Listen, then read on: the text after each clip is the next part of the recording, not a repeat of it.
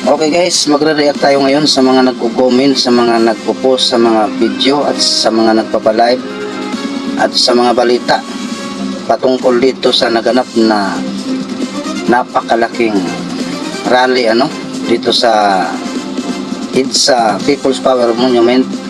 Patungkol ito sa mga nagko-comment sa ating ilang mga kababayan na hindi nakakaintindi at nagko-comment sila, perwisyo daw ang ginagawa na pagrarally ng ating maraming kababayan.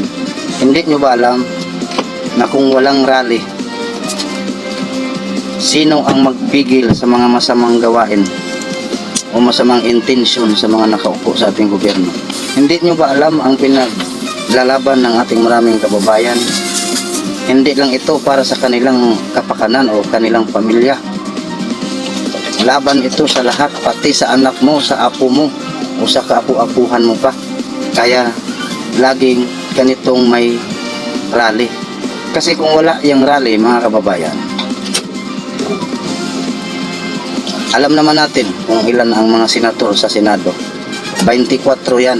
O ngayon halimbawa, magpatupad sila ng hindi magandang batas. Tapos papalag o magre-react ang mga kasamahan nila sa Senado. Halimbawa, 10 lang yung hindi papayag o tututol sa kanilang gustong hindi magandang batas na ipapatupad sa ating gobyerno. Ipapadaan nila yan sa divide majority. O paano ngayon mananalo ang minors sa majority?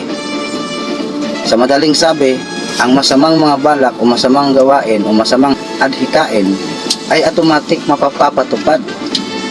Ngayon, kung wala ang mga relihista, sino ngayon ang pipigil sa mga batas na hindi maganda o hindi maganda ang maidudulot sa ating mga kababayang Pilipinos? Sino ba ang nagpigil para hindi masyadong tumaas ang mga bilihin?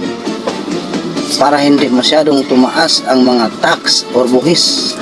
At sino ba ang sumigaw na pataasan ang sahod sa mga manggagawa? Di ba mga relihista? Baba kasi ng utak nyo eh. Tapos sabihin nyo, perwisyo ang ginagawang pagrarally sa ating mga kababayan. Ganon ba kayo kababaw mag-isip, mga kababayan? Mga ilan naming mga kababayan?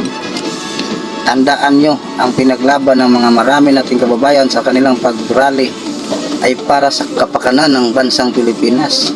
Kasama na kayo diyan, kasama na ang inyong mga anak at mga kaapu-apuhan.